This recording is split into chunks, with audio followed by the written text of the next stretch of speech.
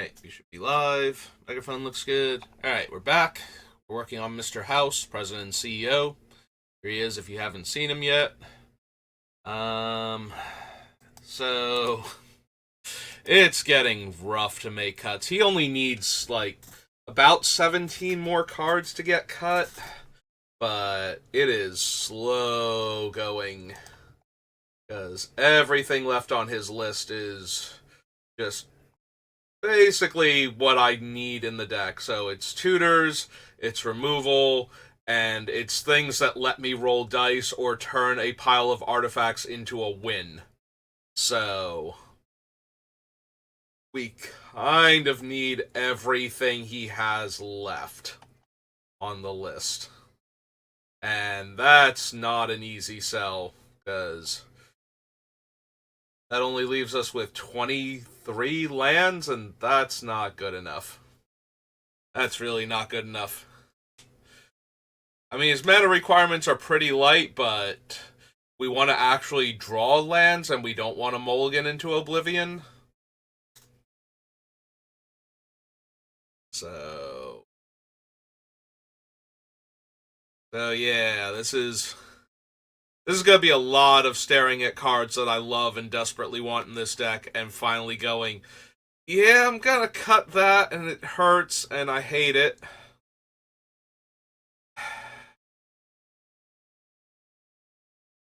Seriously, every single one of these cards has its spot in this deck.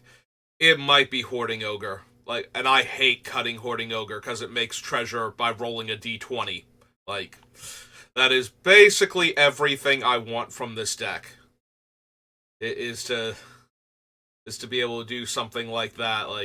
I want to roll dice, and I want to make artifact tokens, and he's doing both. So, and Delina just randomly wins, in addition to potentially rolling a ton of dice. The fact that if you roll high enough, she lets you keep rolling, combined with the fact that we can clone Will, since she makes a non-legendary copy, just lets us keep rolling dice. It's very similar if you ever had Delina and one or more of the 1/3 pixies in Adventures in the Forgotten Realms in Limited. You know what I'm talking about, where you attack and you target one of the pixies and you just hope. Because once you get past the first 2 or 3 die rolls, it starts getting really hard to lose the roll, and eventually it actually becomes statistically impossible to not make a fairy.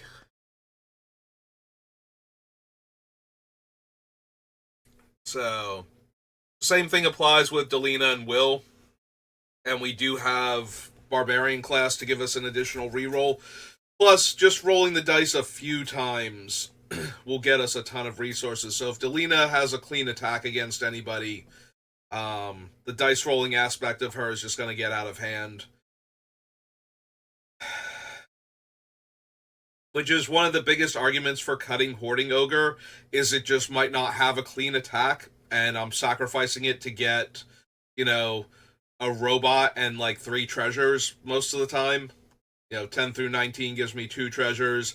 Anything above a 6 gives us a treasure from Mr. House and the robot at 4. So I knew what I meant.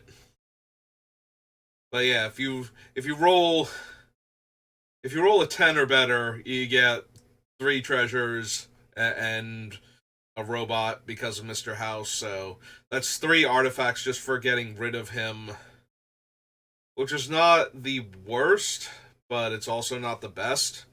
If I'm sacrificing an actual card in play to do that, it's not great.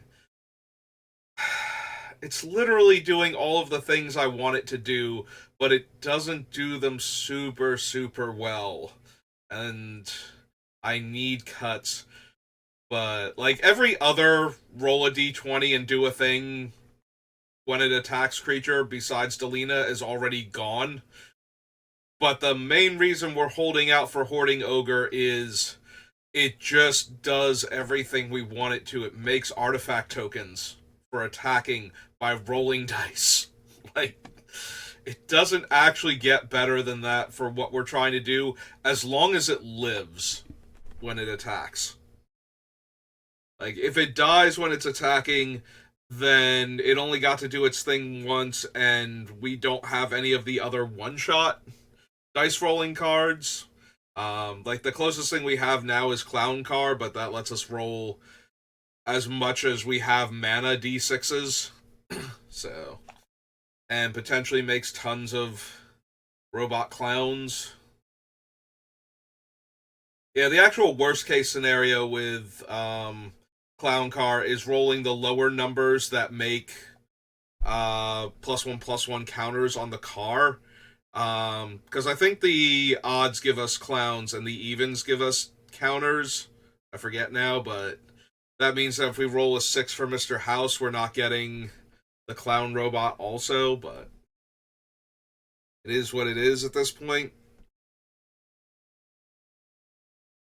Also, Clown Car is really weird with the dice rolling things because we have to take the higher number every single time, like the dice reroll card, so Will in Barbarian class. So if we wanted the clown robot, but we rolled higher for +1/+1 counter, we can't take the worst roll and just go, yeah, that's good enough. Which is also bad for the complaints clerk, but the complaints clerk is in there because it shaves an entire number off of every die that's a bad number now for us by making it make a clown robot instead of just being a dud. So, a little too good, I think, for what we're trying to do. Like, if it made anything other than an artifact token, like, it either had to make treasures or the 1/1 clown robots, because anything else would have been not good enough. Like, if it just made, like, the Night Shift of the Living Dead, if it just made, like, a 2/2 zombie employee or something, that wouldn't be anywhere near good enough.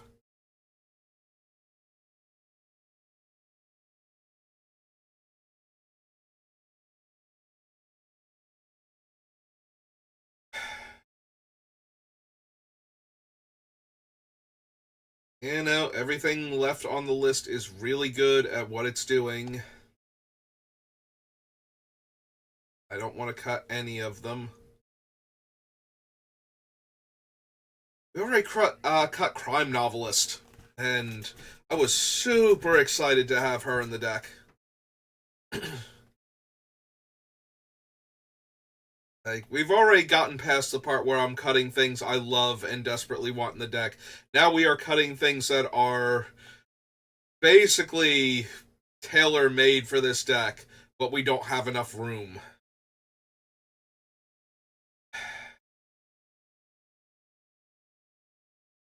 Like, do I cut the Rose Room Treasurer, even though... like, making two treasures, if as long as I have two creatures come into play, which is relatively easy for me to do as long as I'm rolling dice. Having the Rose Room Treasure trigger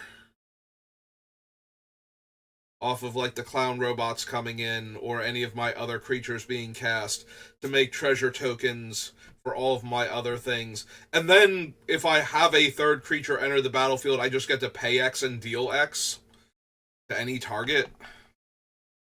Like, that is not a bad deal for this deck. To finish off somebody I've done a ton of damage to.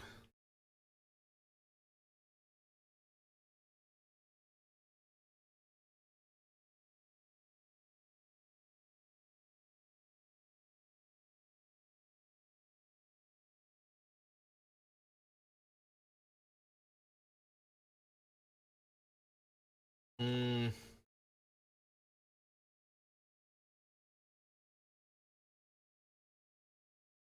That's every single card I have on the list. Really is Hoarding Ogre, isn't it? Like, if I'm agonizing that much over the card, then it's probably the card that has to go, but wow, does that feel awful. And it doesn't even come close to solving my problem of how many cards I still need to cut from this deck. Oh.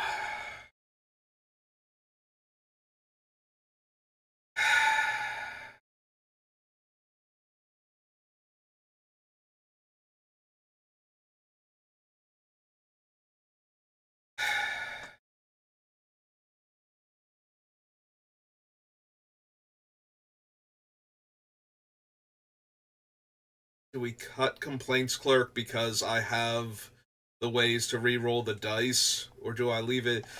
The problem is that Complaints Clerk also sets it up so I'm rolling an extra d6 each turn because it came into play at all. So I get my attraction. I actually get 2 attractions if we have Norn in play, and the attractions themselves are okay. Plus, they're letting me roll the d6 each turn, so that's kind of the whole point. Yeah, really don't want to cut Complaints Clerk. I think it's actually really good in this deck, so.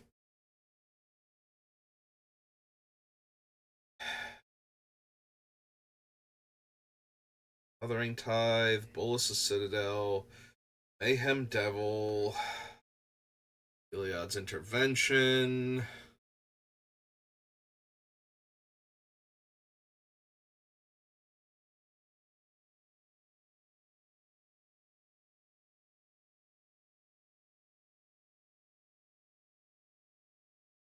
Dragon's too good, Magda's too good.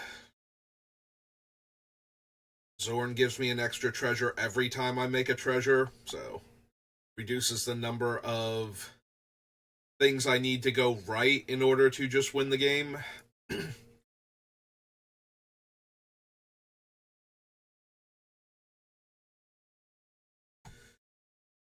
I really don't want to cut Lotho. Don't think that's good to cut it here. It's so easy to make extra treasures off of it, and I don't care about the life loss.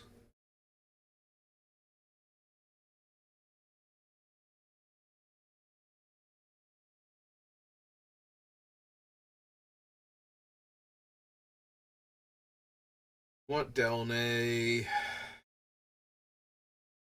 Need Campbell. Transmutation font goes infinite with the right cards. And it's just really powerful with some of our other stuff too.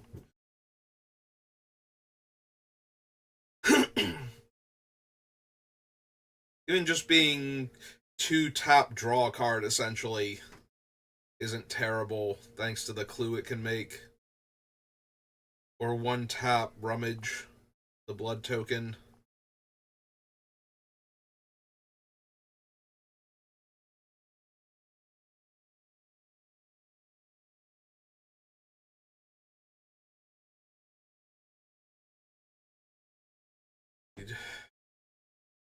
Not to say don't need, but I do need Kirkesh. I don't need him, but I really, really, really want him. Copying the activate ability on Mr. House is just so good. Copying his activated ability and copying his triggers are both really strong in this deck.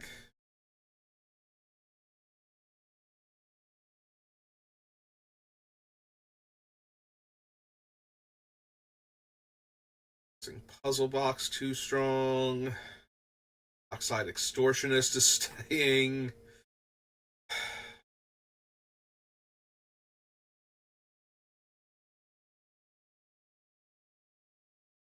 Oh my god, what am I supposed to cut from this deck?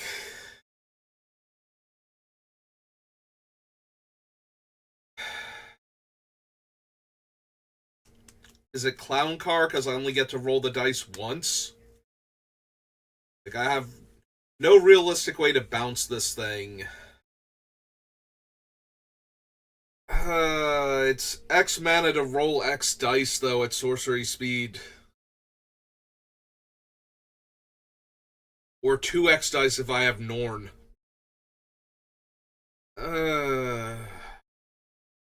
There's so much I can do with that. Comet is potentially infinite, although it's really difficult to actually go infinite with Comet. But there's a lot of dice rolling to be had with Comet.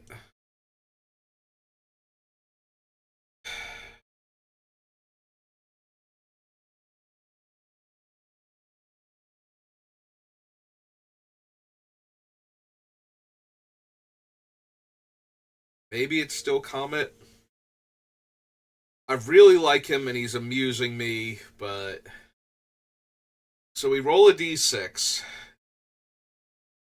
Even with Will and the Barbarian class in, so we'd roll 3d6.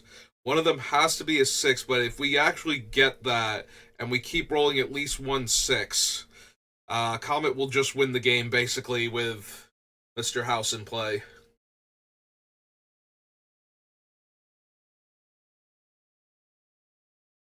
Oh, there went all my water already.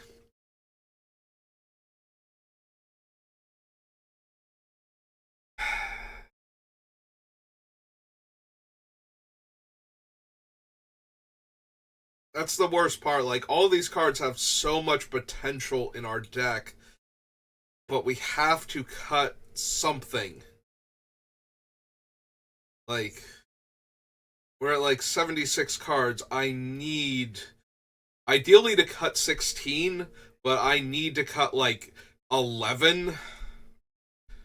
Like, Mr. House is only 3 mana and he makes treasure when we get going, but he needs to have enough mana to get going, is the issue. So.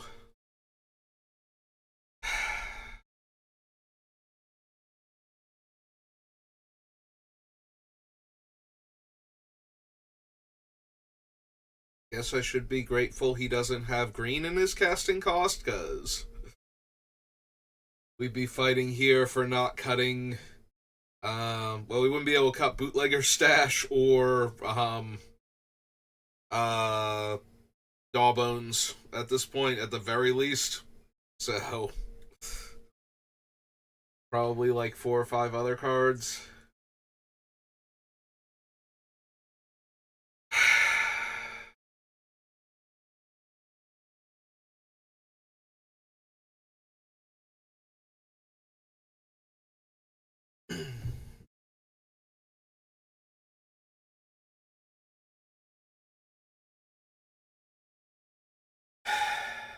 What else can I realistically cut from this deck? Decree. I'm looking at my wraths right now. I have Decree, Ruinous, Farewell, and Toxic Deluge. Do I cut Decree of Pain at this point? Because it's the most expensive wrath? Even though it's letting me draw a ton of cards? Maybe. Maybe I can go down one more wrath. If I can go down one more wrath, it's definitely Decree of Pain. Alright. Let's do that.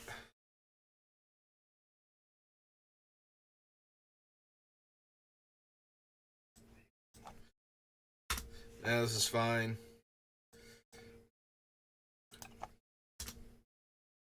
At least 10 more cuts before I'll even kind of feel okay about this.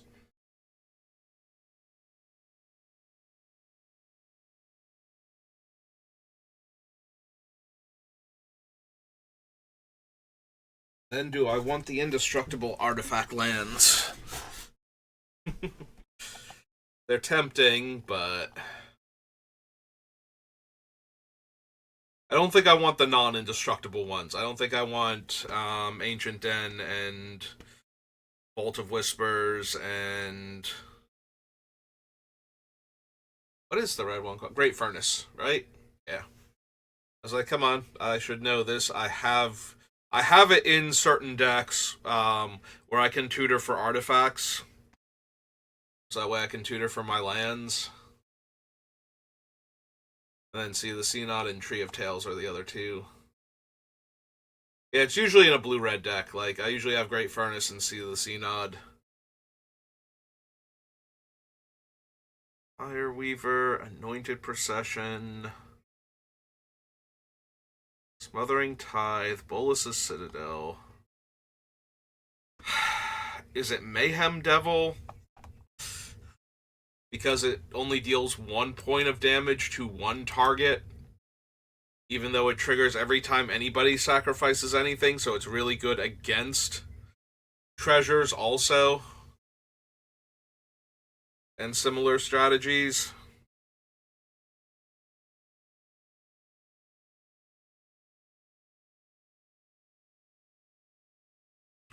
Is it Mayhem Devil? It might legitimately be Mayhem Devil. Cut Disciple for similar reasons. Alright. I think it's Mayhem Devil. Right, let's go down to the thing, because we have Reckless Fireweaver, Mirkwood Bats, Sunshot Militia, Campbell, Ghirapur Aether Grid, Nadir's Nightblade, Agent of the Iron Throne, Ingenious Artillerist, Hedron Detonator. Fine. Fine, we cut Mayhem Devil. 74.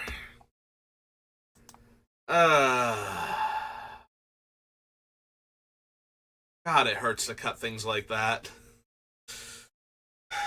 Alright, Goblin Welder. If I cut Goblin Welder, I'm looking at cards like Brilliant Restoration as my main way to get stuff back. That's pretty brutal. If I have to buy something back with a 7-drop sorcery, as opposed to a one mana 1/1.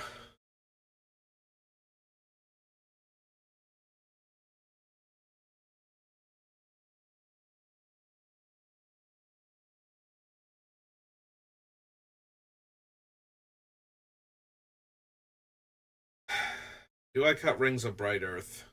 We have Kirkesh, Delnay, the Rings, and Roaming Throne.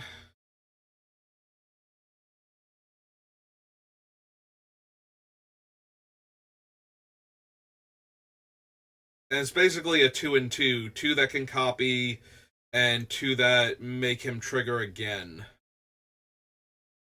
So.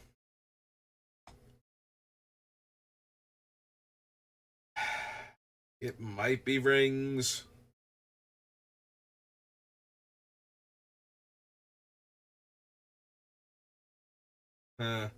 Is it actually Unwinding Clock? I actually thought I had, out of despair for not having anything else to cut, already cut Unwinding Clock from the list. I'm not even kidding. So the biggest reason to cut Unwinding Clock is once we start going off with Mr. House with the other things that we have, we just go. Unwinding Clock is better if we're going to win over the course of several turn cycles, because it's giving me more activations of everything. It's so good. I think the reason it didn't get cut is it's so good with Ghirapur Aether Grid too. Like, we just get to tap all of our artifacts, deal a ton of damage, pass the turn, untap all of our artifacts, deal a ton of damage, and lather, rinse, repeat until we kill all of our opponents, or they blow up the clock or the Ghirapur Aether Grid. The problem is that we only really have Ghirapur Aether Grid for that, like Sunshot Militia being sorcery speed, which, good reasons for it to be sorcery speed. It's actually very problematic when you can do that at instant speed. Like, okay, I'm just not going to attack. I have all of my blockers back. You can't attack. End of your turn. Ping you for 5 damage because I have 10 permanents that aren't land. Untap them. Like, I know it doesn't need... It needs creatures or artifacts, but when you're running Sunshot Militia, a lot of the time, your non-land permanents are creatures and artifacts almost exclusively, so...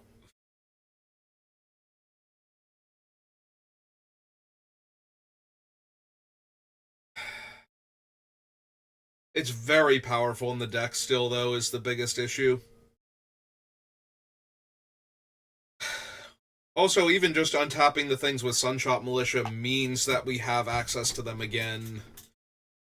So, now we can sacrifice the treasure for mana if we need to, instead of having dealt the damage. The biggest thing is that we can activate Mr. House on everybody's turn. We can actually get additional activations out of him. I think that's the biggest thing about having Unwinding Clock.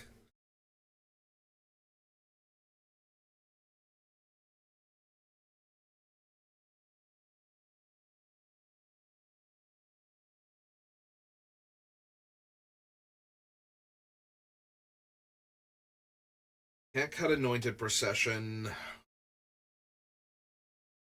This is one of the few times where I look at Smothering Tithe and just be like, no, that's just pretty decent in this deck.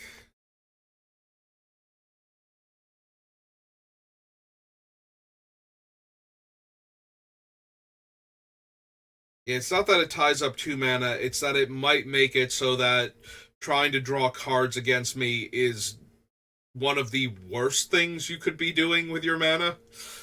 Like, it will actually actively kill you to draw extra cards against me when I have Smothering Tithe in play, so.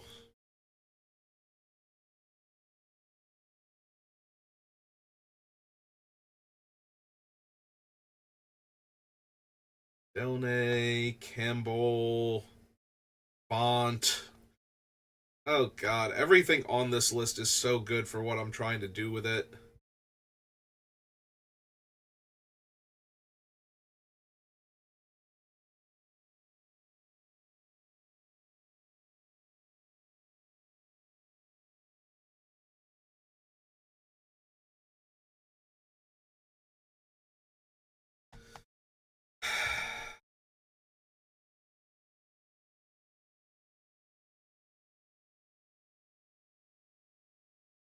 No, I was actually looking at Will. Like, in my head, I'm going, if I cut Will, I cut what's her name, the Wild Mage, Alina.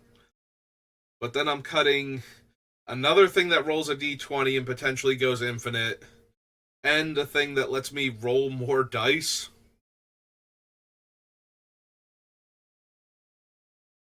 Oh, right, Will also gets counters when I roll dice. So the attacking Will clones might just get so huge. Like, once I actually go infinite with Deln, or, yeah, with the Wild Mage and with Delina and Will, it's actually enough to kill everybody. Like, it's not just, oh, I can make like 500 wills. It's like, yes, I can make 500 wills. And the 500th one is a 2-2. The 499th one is a 3-3. And so on. And until we get to the bottom where there's a 500 and some odd power will in play.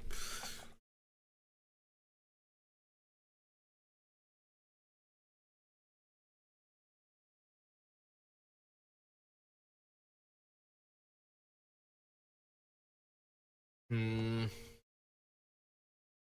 Definitely want Vexing Puzzle Box. Like, Vexing Puzzle Box, and to a lesser extent, Component Pouch and um, the Bobblehead are all just super powerful with our commander and Clock of Omens. So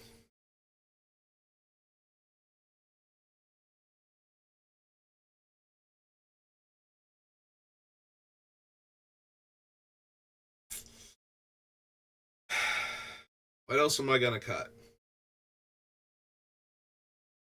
Is it Deflecting Swat?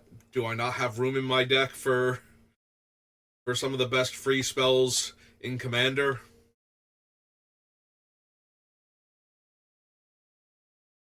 Like, I feel like I want Deflecting Swat just as a way to turn targeted removal away from Unwinding Clock, or not Unwinding Clock, Clock of Omens and Parkland Ironworks. Like, those two have such huge bullseyes on them that it'd be really super helpful if they didn't explode.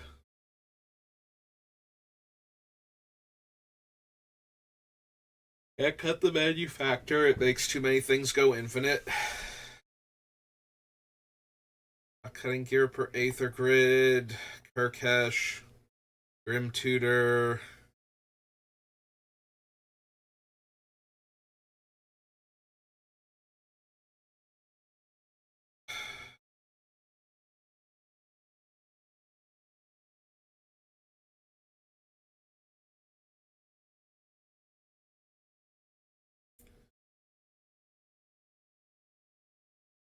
Is it really glittering stockpile?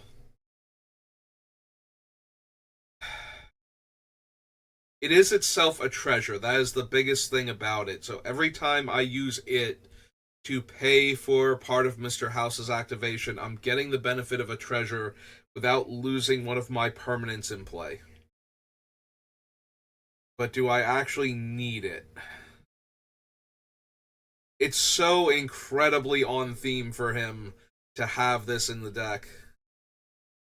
But I am hurting so bad for cuts. And it's not like I can't make treasure a million other ways. Maybe it's more cool than it is good in the deck. That one hurts a lot, honestly. That one I was sure was going to make it, but it's not as important as the dice rolling ones, so.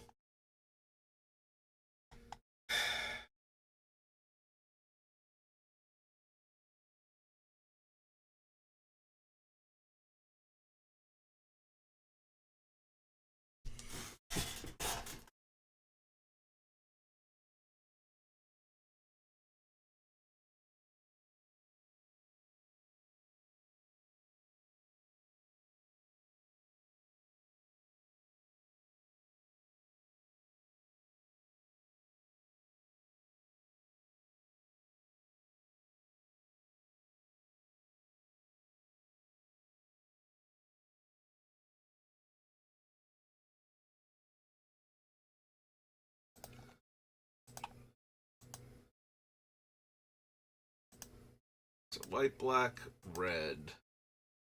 Type line is land. Text contains artifact.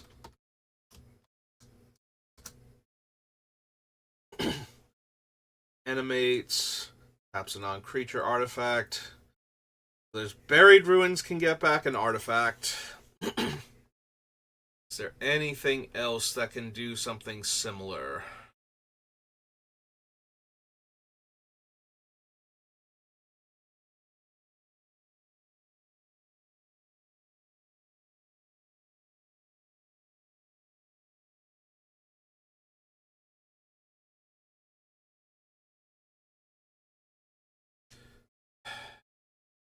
Sacrifice the stash, put the top 5 cards of your library into your graveyard, then you may put an artifact card from your graveyard on top of your library.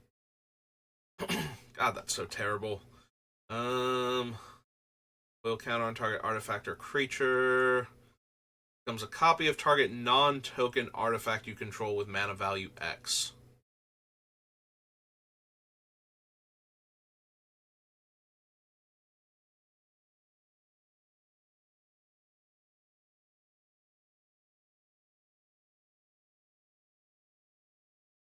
Like, I really don't want Sequestered Stash. God, that thing is terrible.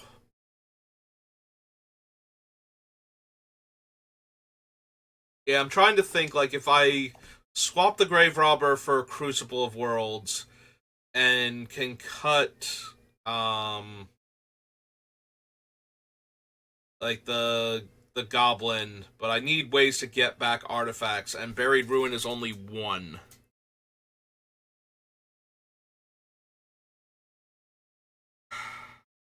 It would free up one deck slot, though, to go Buried Ruin and. Am I really considering Sequestered Stash at that point? Like, is that actually a thing I'm doing here?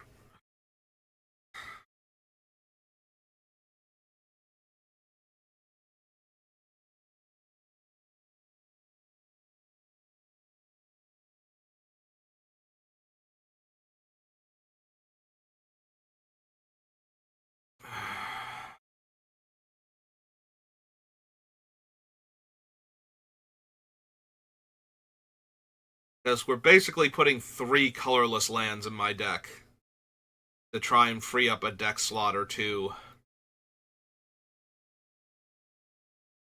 Or I only put in the Buried Ruins.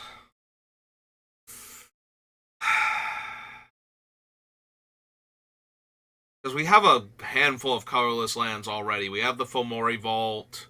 We have, Ventur's Fair probably should be in the deck. Like, I have enough artifacts. We have the Mirrex. Mirrex is already on the list, and that's colorless. After the first turn it comes in.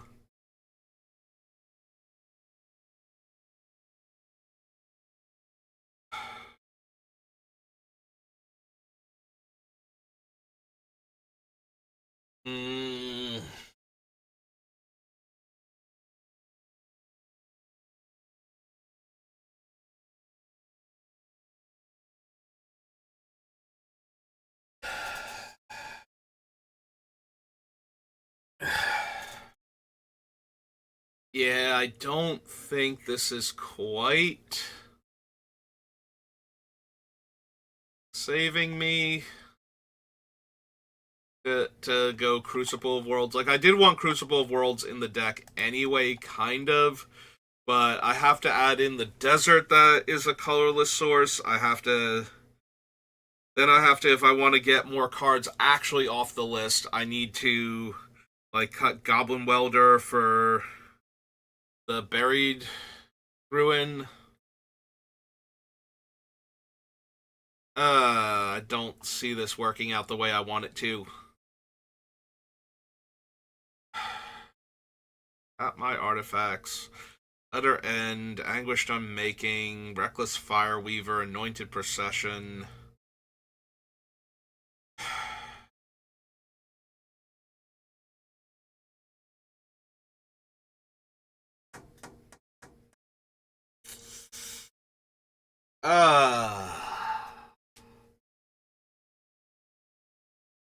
Alright. I kind of want to do a fresh count, make sure I'm actually at 73.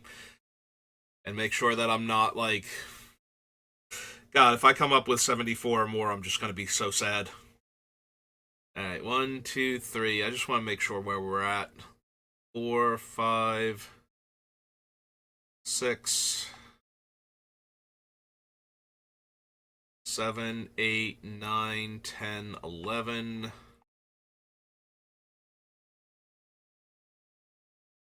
12, 13,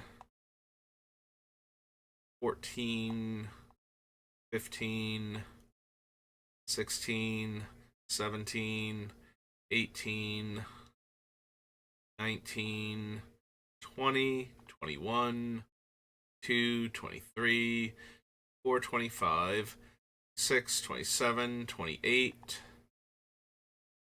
29, 30, 31, 32, 33, 34, 35, 36, 37, 38, 39, 40, 41, 42, 43, 4, 45, 6, 47, 48, 49, 50, 51, 52, 3, 54, 55, 6, 7, 58, 59, 60, 1, 2, 3, 4, 5, 66, 67, 68, 69, 70, 71, 71.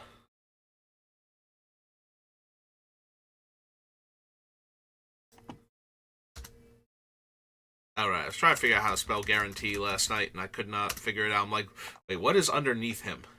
Let me recount that just to make sure I didn't screw up somewhere. So 1, 2, 3, 4, 5, 6. Those are all lands. 7, 8, 9, 10, 11, 12, 13, 14, 15, 16, 17, 18, 19, 20, 21, 22, that's a land, 23, 24, 25, 26, 27, 28, 29, 30, 31, 32, 33, 34, 35, 36, 37, 38, 39, 40, 41,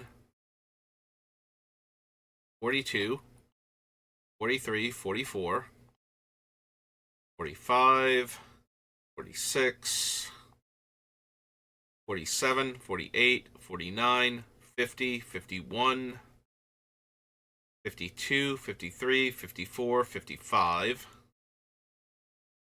56, 57, 58, 59, 60, 61, 62, 63, 64, 65, 66, 67, 68, 69, 70. Why am I coming up with 70 now? I appreciate the cards that are disappearing off this list, but oh wow. Yeah, that feels more like I'm miscounting now. Are we gonna do this again? I guess we're gonna do it again. Because I have a math fail emote for a reason, but normally this is not the reason. Like, sometimes I will knock a card off the list and forget to adjust the top, or accidentally adjust the top twice, which is why I wanted to make sure that I have an accurate count. 1, 2, 3, 4, 5, 6, 7, 8, 9, 10, 11, 12, 13, 14, 15, 16, 17, 18, 19, 20, 21, 22, 23, 24, 25, 26, 27. Right is 28, 29, 30, 31, 32, 33, 34, 35, 36, 37, 38, 39, 40, 41, 42, 43, 44, 45, 46, 47, 48, 49, will is 50, 51, 52, 53, 54, 55, 56, 57, 58, 59, 60, 61, 62, 63, 64. Our commander is 65, bobblehead is 66, 67, 68, 69, 70.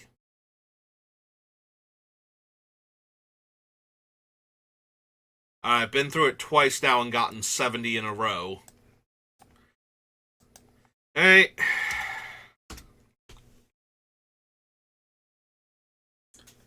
Maybe I counted Agadim the first time, even though it's a land, because it doesn't look like a land as I'm going through it. It looks like a spell. Which is why I put the little L in front of everything to try and help myself there, but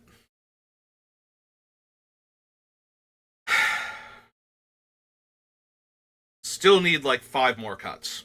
And I also need more water after counting out loud. So, give me 1 second, I'll be right back.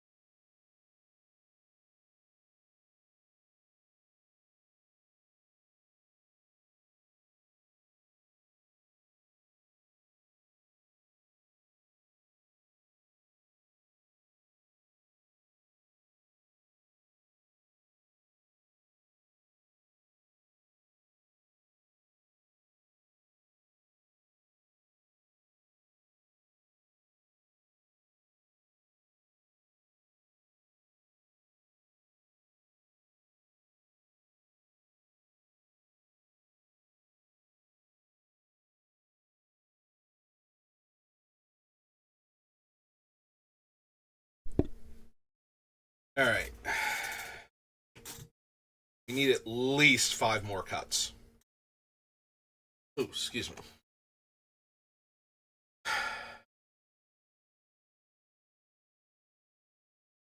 Ideally, it would be more than that, but let's be realistic here. Unless I can cut enough stuff where I can make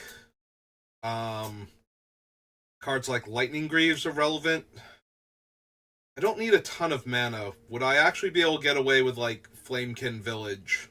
Like, if I actually went all in on the, I'm going to make my lands do as much work as possible. Alright, we already have Artifact. I feel like our only main options are going to be that and the Handwire Battlement or whatever. Yeah. Like, Dowsing Device isn't a land, so... Yeah, the other ones are all giving haste. Like, to a... Not to the thing, but to the...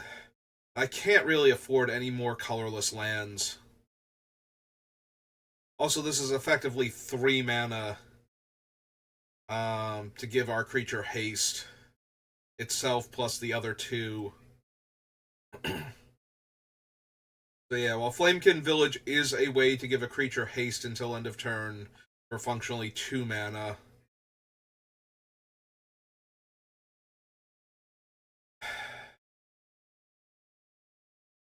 just can't afford more colorless lands is the problem. I don't think. Alright, so Flamekin Village can give haste. What are some of the other utility things? We already had what can bring back an artifact, and they're not amazing, but they're not unplayable either.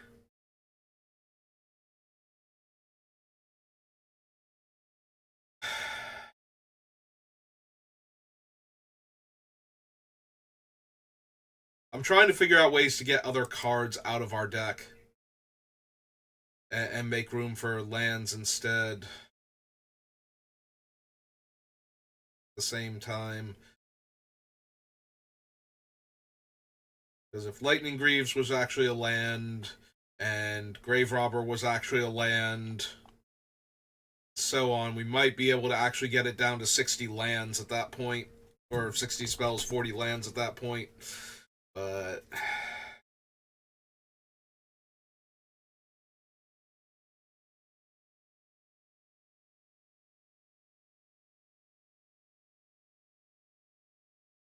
unfortunately, it looks like that's going to be a little too difficult to pull off here.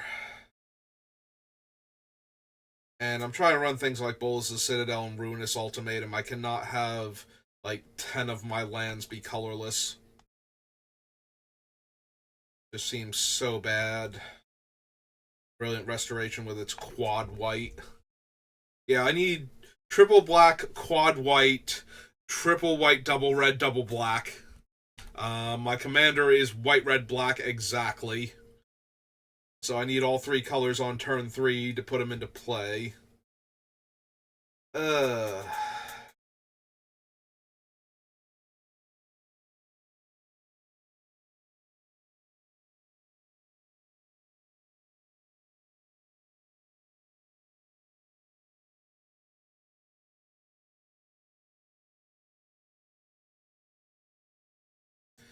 That's supposed to be three, or it's supposed to be hashtag. That's supposed to be three. Tap and discard one.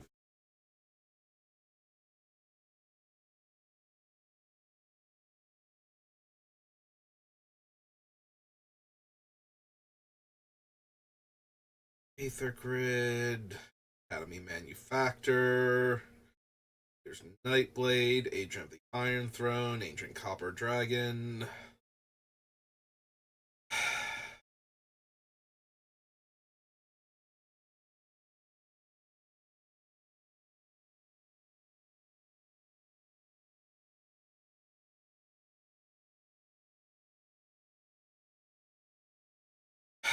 Is it the Rose Room Treasurer?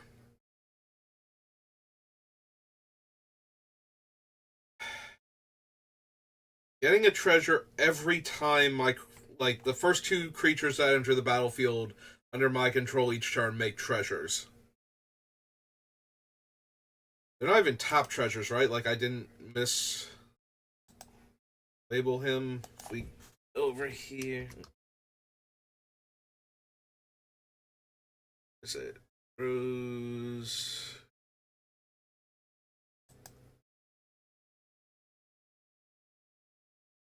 Yeah, it's just straight up create a treasure token the first two times. So it's not even a top treasure or anything like a lot of the newer cards have been doing.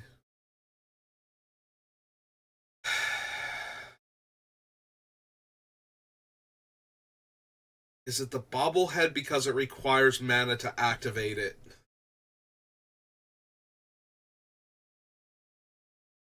Like, the other two are just tap, roll a d20. This one is one tap, roll a d6. So, whereas the other two, if I have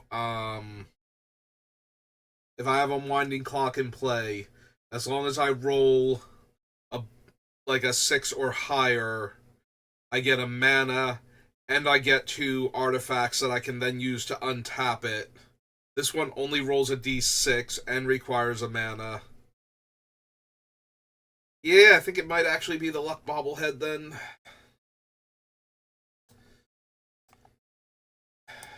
Gone, Bobblehead.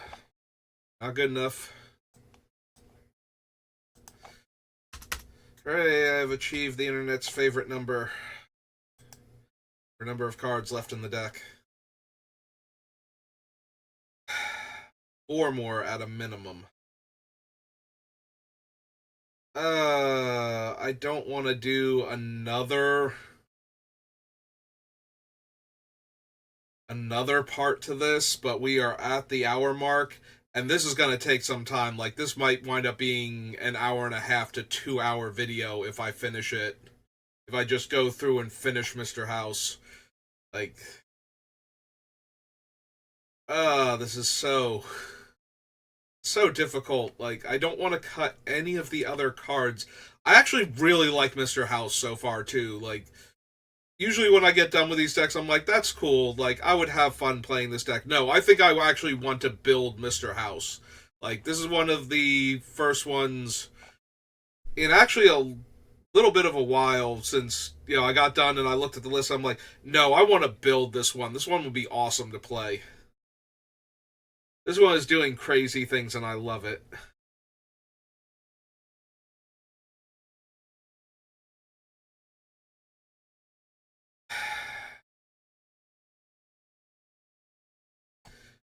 Norn, Mondrak, Lotho, Mirkwood Bats. Every single card left on this list has a spot in the deck for a reason. Like, there are no cards that are just, no, that doesn't need to be here.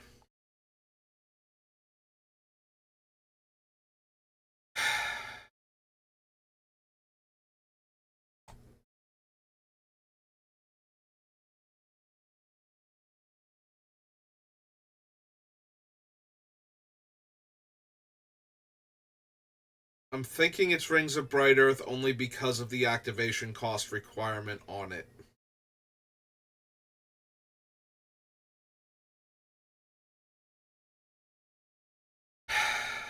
Like, it was already a card that, if I really, really had to, I could cut it.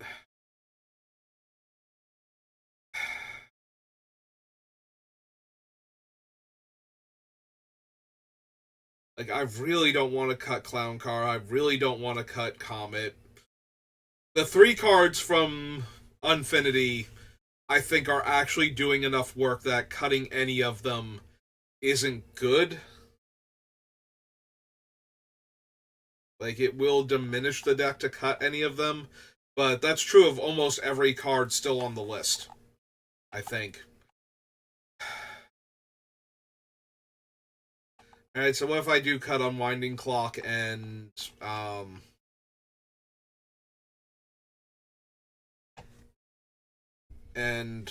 Rings of Bright Earth?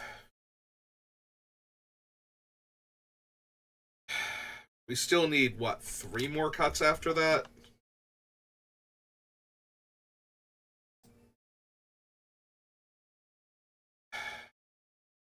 Yeah, we need... That brings us down to 7. There are 2 more cuts at the very least. Alright, rings.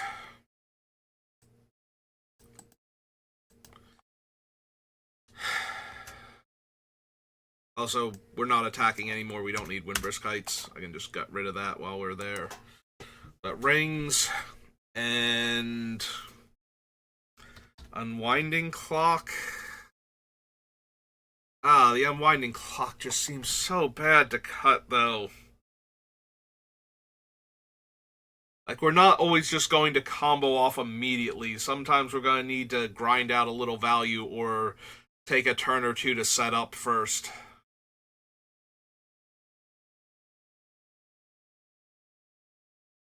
You know, get enough treasure into play that I can cast the thing that's going to deal damage when stuff comes into play, and then actually activate Mr. House.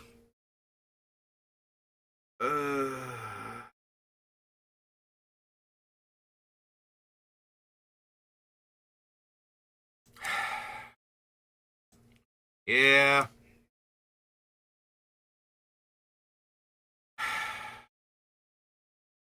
It does such a good job, though, when I'm not comboing off is the problem. Rings of Bright Earth, yes. We can afford to cut one of them. I think it's the rings, because the rings are the most expensive ones to pay to copy the ability, so... Like, Delnay and Roaming Throne are copying his triggers, so I'm beholden to the one dice roll, like the one set of dice rolls going well. But that in and of itself is fine. And we have Kurkesh to copy his activation still. The other option is to cut Kurkesh and leave Rings of Bright Earth in. But I think with the way my deck works, like, artifacts are more important than creatures, so we're more likely to have somebody look at our deck doing well and kill all of our artifacts if they can, than kill all of our creatures. So, the fact that Kurkesh isn't an artifact might actually be to his benefit.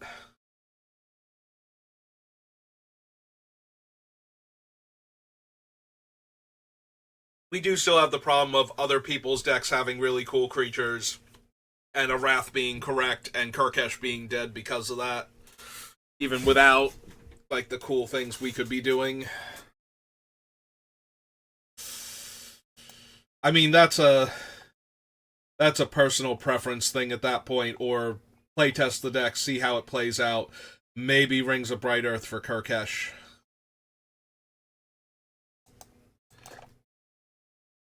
Like, where is Kurkesh? Maybe replace with Rings of Bright Earth.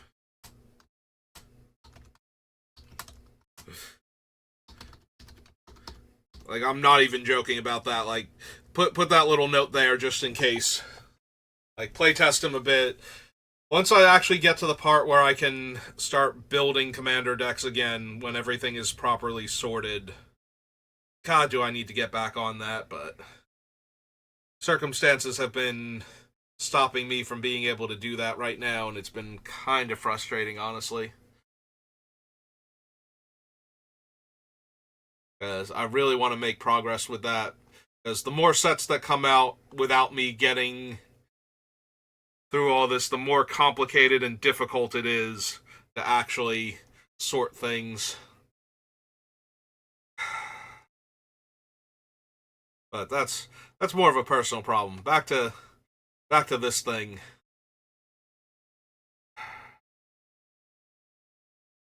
You need at least 3 more cards to come out. We make a lot of treasure when the deck is rolling, but we need to have enough lands to get the deck rolling in the first place. So we can't just not have lands in the deck. That's not reasonable.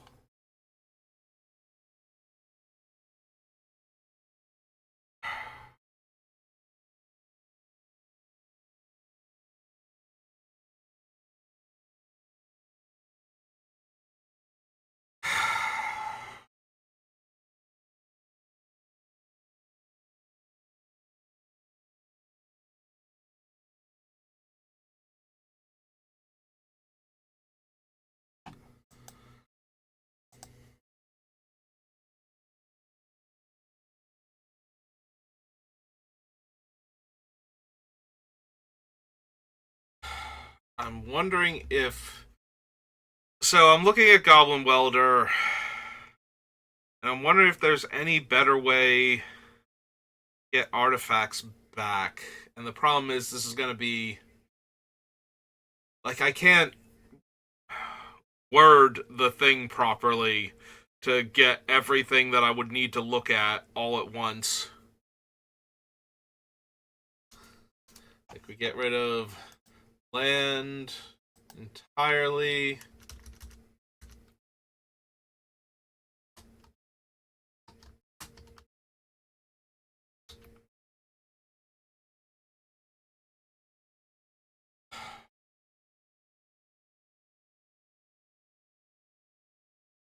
Cost 1 or less. Turn entire artifact, enchantment, or legendary card from your graveyard to your hand. Duretti lets me sacrifice an artifact to get an artifact back, but I also have to -2 him to do that.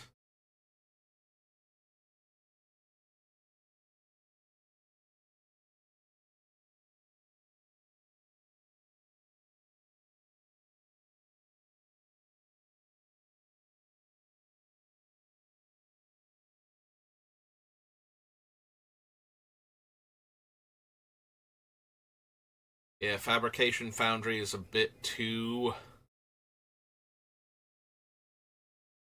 intense, I think.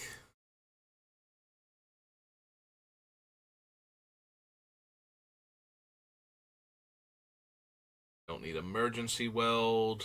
Fortuitous Find. Goblin Engineer is 1 CMC short.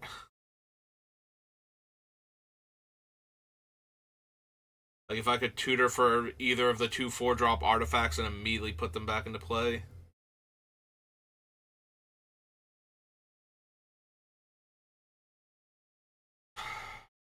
Don't quite have the legendaries for Loran.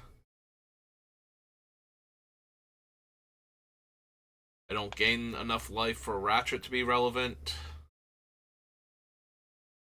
Artifact creature specifically.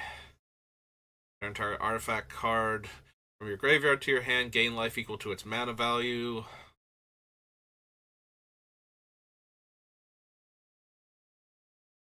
Remember the Fallen being a white fortuitous find.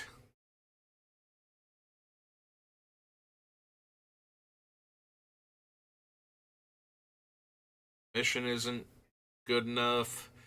Refurbish, Restoration Gearsmith.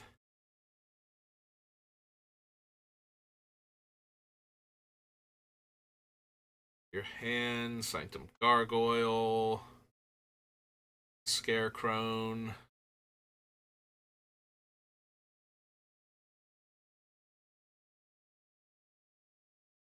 Scrap Welder's not good enough.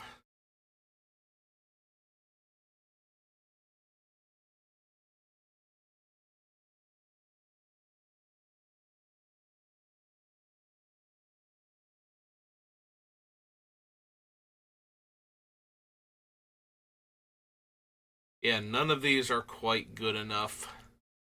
Like, I don't have any ways to recur them. So, and the ones that work repeatedly aren't quite what I need.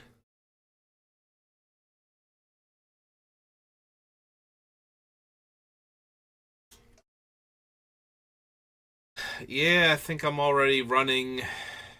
And you notice that Goblin Welder is not on this list because it doesn't quite do the thing the way it's worded.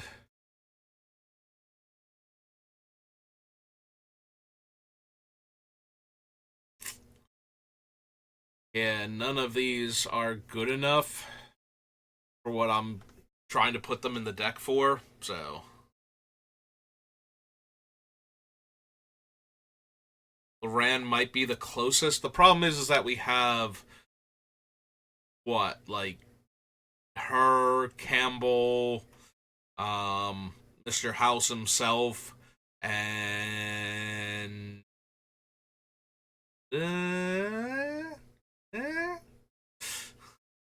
like what actual other legendary creatures do we have in the deck? Because I think I named them all. If I added her in. Also, at that point, she's replacing Goblin Welder. Oh, I have Norn. I was just thinking, well, at least she would work with Norn. That's right, I also have Norn. So.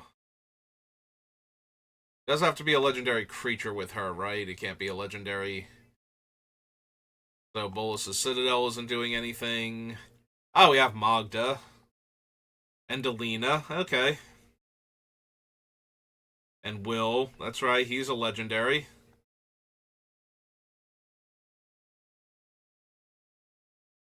Campbell. Karkash. Alright. Academy Manufactor. No. Nightblade. Here's Will. Ah, it's true. We also have Lochiel and Benny. Yeah, I was blanking super hard on all these legendary things that we have. Mr. House. Comet's not a creature.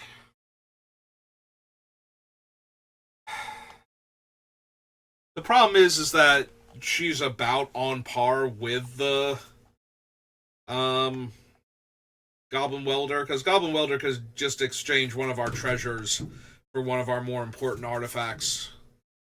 The only upside is that she doesn't have to tap, so I can just cast her and immediately get back one of our important dead artifacts and try and win the game again. Whereas I would need to give Goblin Welder haste. Like, it might be worth considering the Flamekin Village just as another source of haste that happens to be a red mana source. Alright, that's all well and good. I was trying to figure out if there's a way I could replace Goblin Welder with something, and yeah, it's not really. I was trying to replace Goblin Welder with the land before. That wasn't really working out, so. Yeah, I don't know. I had the idea in my head and I just had to see what other options I had. Like, is there something better than what I have right now that I could be running?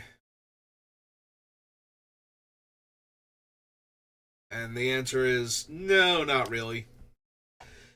Not anything that does more than make a lateral exchange rather than a upgrade while making room type of thing.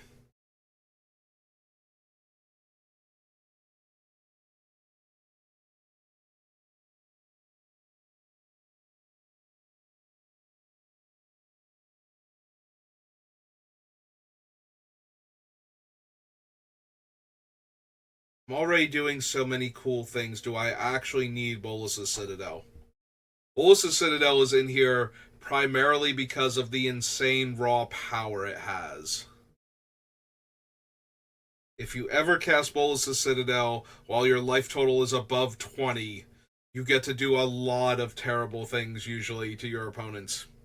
Usually. Sometimes you have a bunch of land on top, and Bolas' Citadel is just awful. But that's one of the reasons why we run so many fetch lands. The primary reason is Sensei's Divining Top, which is also absolutely insane with Bolas' Citadel. So.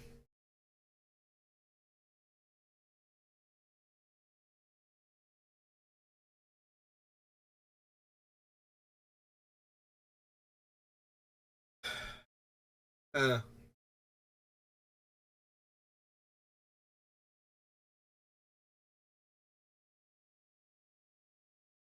I was thinking about it. I wonder if this is like one of those really weird decks where I just do something very different from what I normally do. Like, what if we actually cut the fetch lands on the top,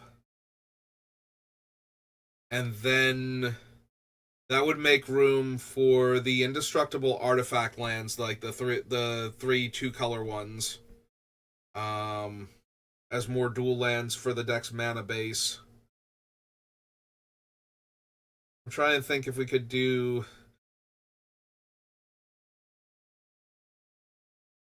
Hmm.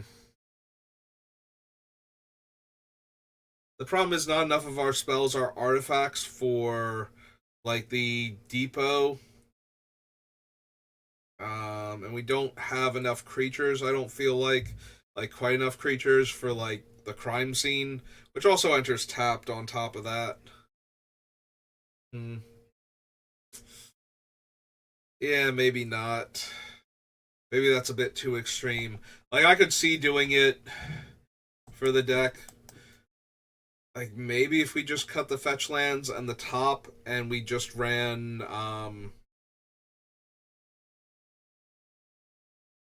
because if we have more lands that are lands, but the problem is that then we don't have any deck manipulation aside from shuffling our deck with the handful of tutors we have.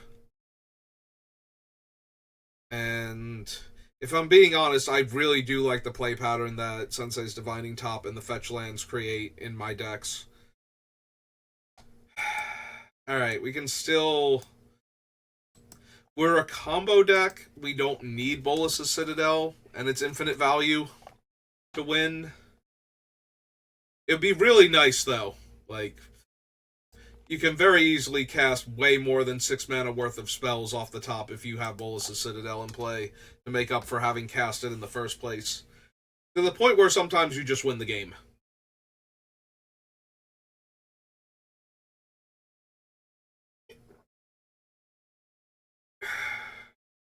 Alright, all my water's gone again.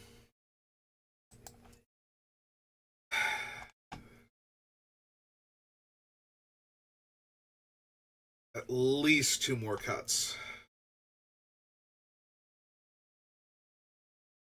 Because I think I want to jam Flamekin Village in here anyway, and if we had the Flamekin Village and we had the Burial Grounds and we had Crucible of Worlds. Because Crucible also goes a long way to helping my mana, because I run so many fetch lands. Like, if you can stick Crucible and you have a fetch land, that's just guaranteeing you hit your land drop every single turn. Like, you never miss until you run out of lands in your deck that are fetchable. So.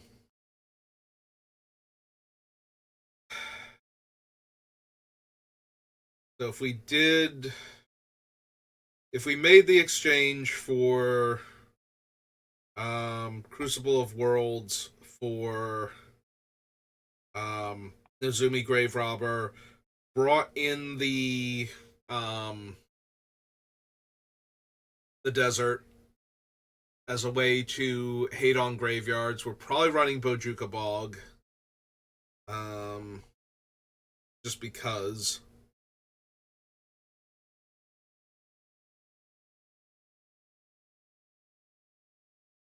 Yeah, we add in like Bojuka Bog here. We add in the desert so we can exile graveyards. Bring in the Flamekin Village as an extra haste source. Um, just the Flamekin though, not the Handwire. I don't think we can cut the Goblin Welder, but I would not mind having uh the burial site or whatever, the Dig site. Blanking on its name now. Buried Ruins. Would not mind having that as a backup way to get back our important dead artifacts. The problem is this isn't actually letting me cut anything yet. Like, I think it might be a good idea for the deck, and makes the going down to 65 and only having 35 lands more palatable. But I still need to actually make cuts here is the big issue.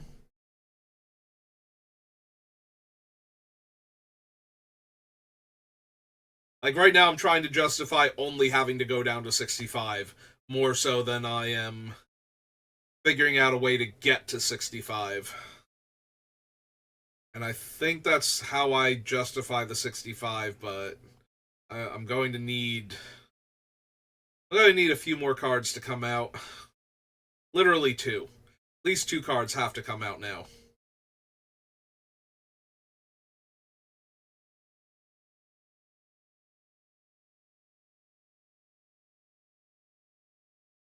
On the bright side, we get Crucible of Worlds with Treasure Vault also, so that's kind of a thing with how this deck works.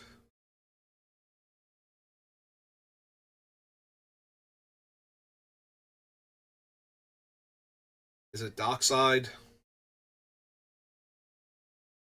It might legitimately be Dockside. That does leave our primary card drawing sources, like our actual card draw, being just Lochiel and Benny. But we are more of a combo deck, so it's not about number of cards drawn, it's about getting the right ones. So maybe just being able to tutor for stuff, because we have a ton of tutors in the deck.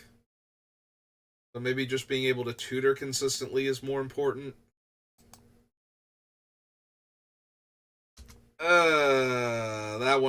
That one feels questionable.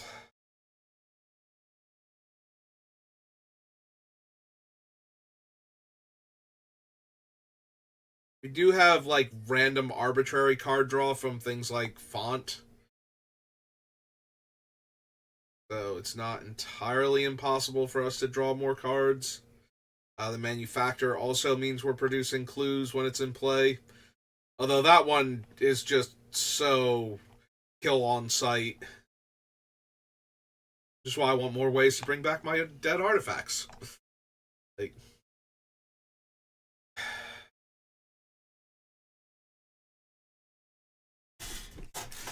yeah, I don't think I can cut Deflecting Swat. It's already so questionable that I cut the other one.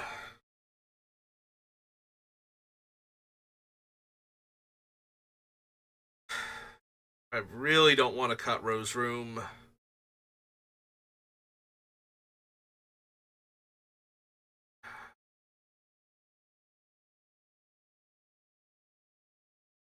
Like, it's 2 extra treasure, which is so helpful with everything else that we're doing.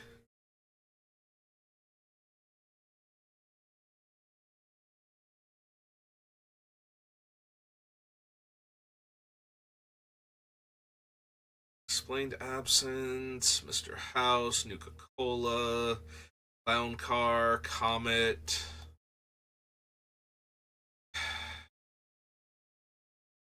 Making Heliod's Intervention, Ruinous Ultimatum, Rite of Oblivion, Farewell, Toxic Deluge, Absence.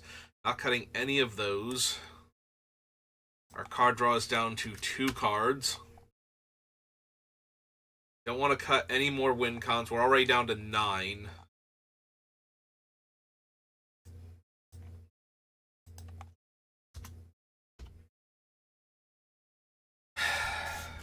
Come on. One more card. What is the worst card still on this list? What card is not winning me the game, is not helping me get to a state where I'm winning the game?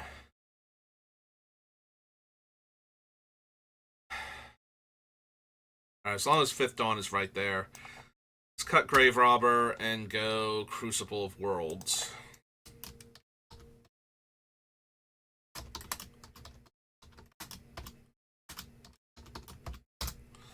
Just get that on the list now, because I do think I need to do that.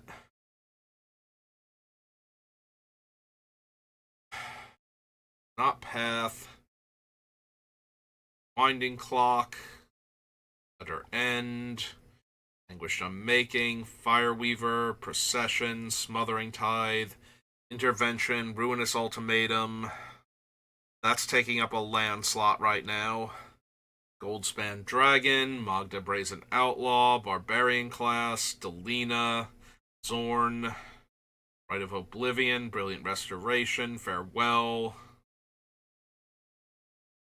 Hellish Norn, Mondrak, Lotho, Mirkwood Bats, Beseech, Throne, Militia, Delnay, Campbell, Transmutation Font, Grim Tutor, Kirkesh, Here per Aethergrid, Academy Manufactor, Nadine's Nightblade, Agent of the Throne, Ancient Copper. Oh, I just now realized I just called him Ancient Copper. I never put Dragon.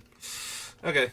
Ingenious Artillerist, Will, Vexing Puzzle Box Stays, Toxic Deluge, Teferi's Protection, Dockside, Deflecting Swat, Lochiel, Opponent Pouch, Benny, Rose Room. Damn it, I think it is. I think it's like Rose Room or maybe the Clown Car. Yeah, I think it's Rose Room. Especially if we have a couple different ways to get the Clown Car. Now that we have a way to get the Clown Car back to hand, with the Buried Ruins coming in.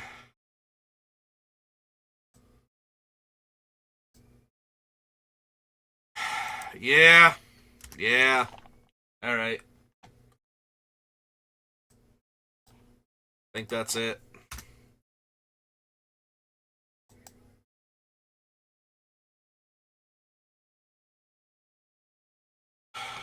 Alright. Buried Ruins. Where are you from originally? Fallout, Phyrexia, Brothers War, List, Double Masters, Jumpstart. View all prints. Where did you debut? M12. Okay.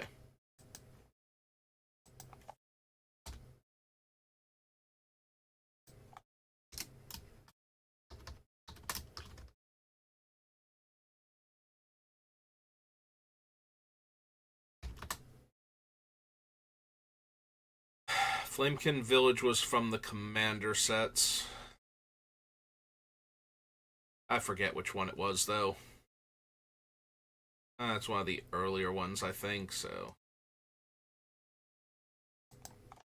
Sure. Close enough. Flamekin Village.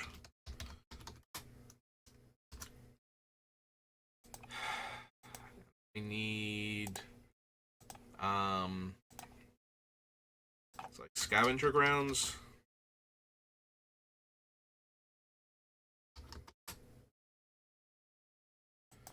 Yeah. Scavenger Grounds is Hour of Devastation.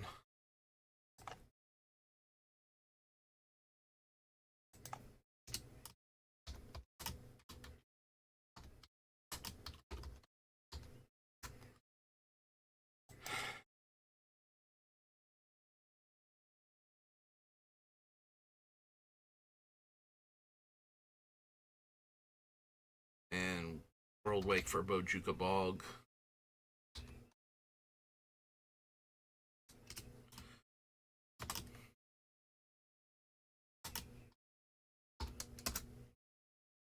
Alright, so...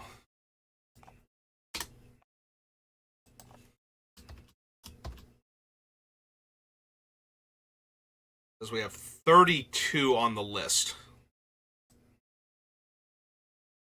That leaves us room for 3 basic lands. Jesus. Okay, hang on. Ancient Tomb can go.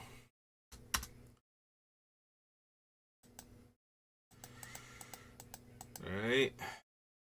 Foundry, Shrine, Blood Crypt. All of those stay. Bojuka Bog, Nomad Outpost, Smoldering Marsh, Canyon Slough, Scavenger Grounds, Sabai Triome, Agadeems, Treasure Vault, Murex, Parlor and Backstreet, Fomori Vault, Buried Ruin.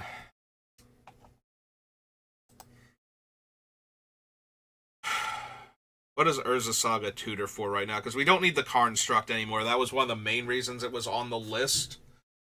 Was the Karnstructs. Like, it tutors for Sol Ring and Sensei's Top.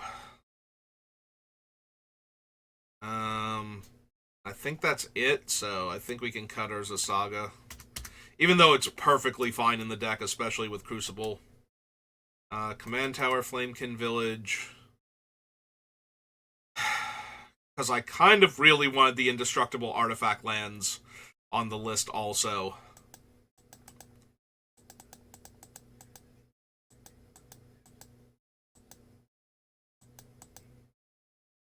Catacombs, Bojuka Bog. So if we're going to do that,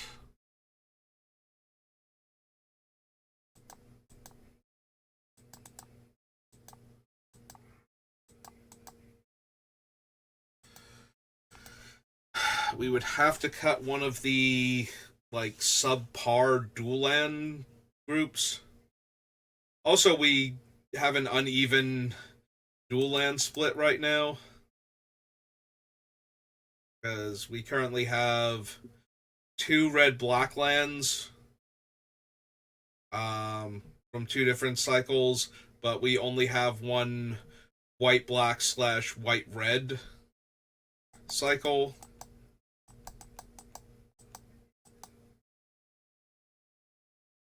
So that wouldn't even leave me with enough room for basics. I'd prefer if I didn't just lose the game to a Resolve Blood Moon every single time.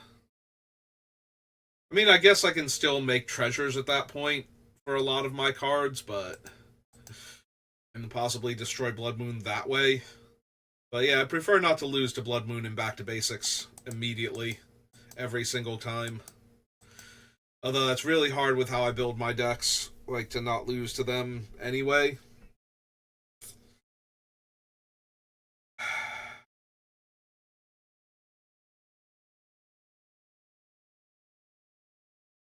So... I only have room for 5 basics. If I got rid of, like, Canyon Slough, I guess, I would have room for 1 more basic, so I would have 2 swamps, 2 plains, 2 high, or 2 mountains. If I put in the indestructible artifact lands, that would leave me 3, so 1 of each. It just seems so bad.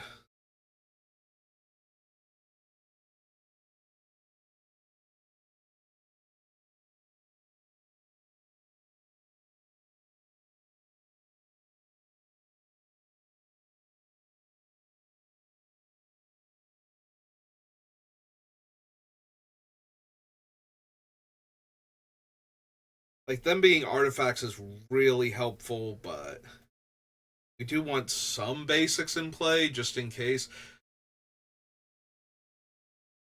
Like, I don't normally run into Blood Moon or Back to Basics, but I have certainly played decks with them in it, and have had other people tell me about games where they've been playing where somebody just was like, oh, Blood Moon. And it's just like, oh, okay, cool. Yeah, guess I'll lose then.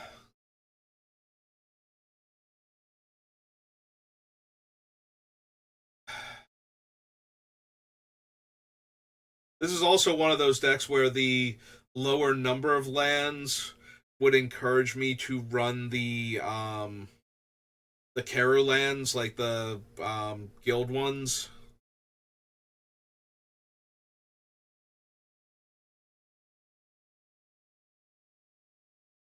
You know, so that way they function as an additional land having been drawn, as long as they're not getting, like, blown up or anything, because God, that is the actual worst.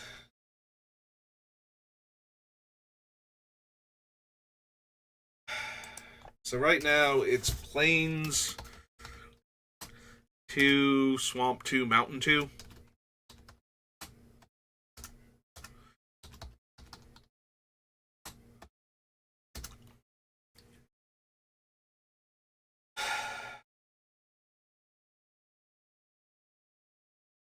Hmm. Am I okay with this as my mana base for right now? I could cut the Crypt of Agadim or whatever it is, the one land that frees up one slot.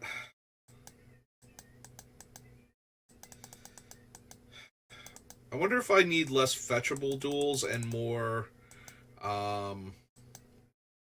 whatchamacallit, it's like the enemy or not the enemy, the artifact, the indestructible artifact lands, the three bridges. Like if I cut Smoldering Marsh, Canyon Slough, um yeah, I think I actually like that more. If we cut Smoldering Marsh, Canyon Slough, and I don't need Agadim's Awakening. I think I want just a couple more basics also. Or like one more two more basics. We'll leave out the extra mountain because one of the biggest hate cards for non-basic lands is turning things into mountain. But yeah, if we cut like these two. Alright, that brings us down to 25, but we're gonna add in the 3 bridge. Just type in bridge, we get Dark Moss, so Dross Forge, Modern Horizons 2.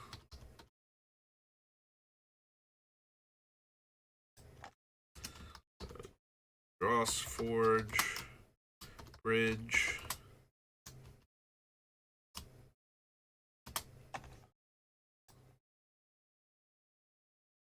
Goldmire Bridge.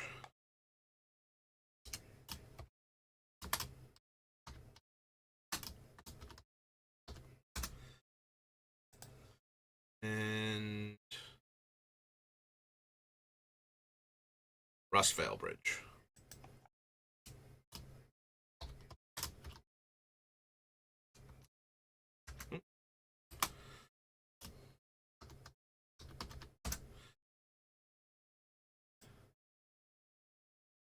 Alright. I need to do this again, double check my count. Alright, so we have 28 results.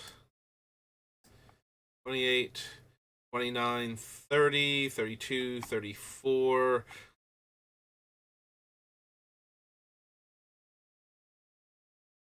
Thirty, 31, 32, 34.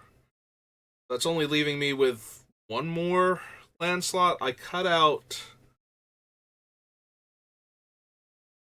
1, 2, 3, 4, 5, added in 3.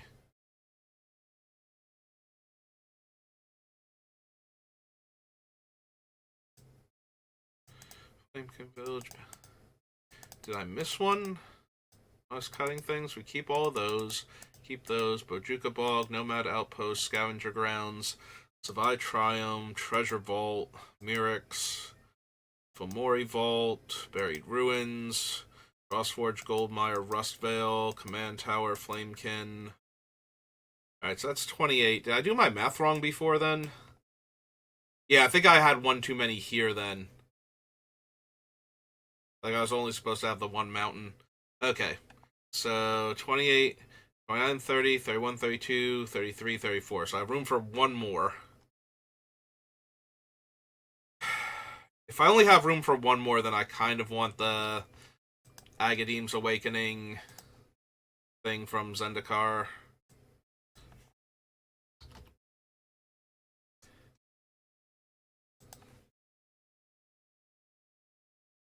Hey, I guess we add that one back on the list then. I thought I was going to be able to add like another Plains and another Swamp, but this is Zendikar Rising.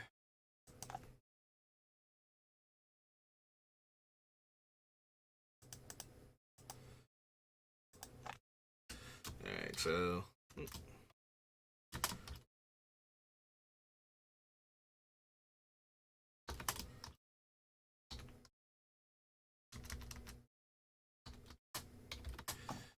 Awakening Agadeem the Undercrypt. Undercrypt. It's a sorcery / land. Alright, there we go. Alright. I think that's Mr. House built. I'm not 100% on the final build, but I think I would need to play with him and tinker from there to try and figure him out. So until I get a chance to do that, which is going to be a while still, I think we're going to have to call him good enough there. Alright, so that is our build for Mr. House. When I publish this on YouTube, I will pin a comment that has the full deck list in it, as I normally do. And as always, do not worry about the dual lands if you don't have them. Like, the dual lands are not super important. If you cut the dual lands, though, first thing would be to include the more common dual land cycles. Put back in the ones that I cut.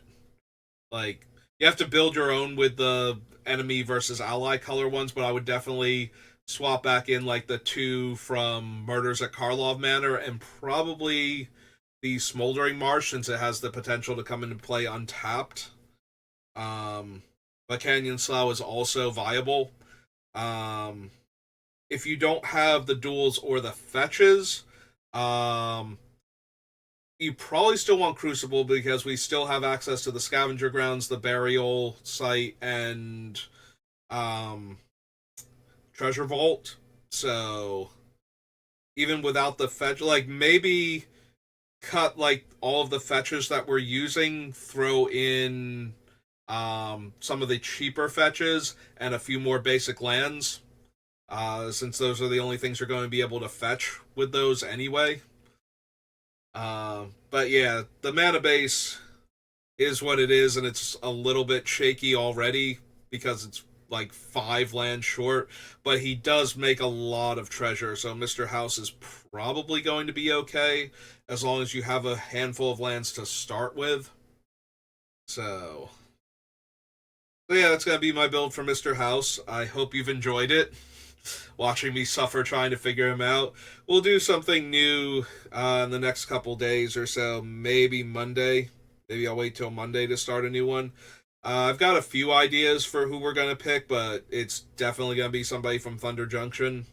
Either the base set, the commander set, or the big score. I just have to figure out which one, but we'll figure that out later. So thank you for watching, and I will see you next time. Have a good rest of your day.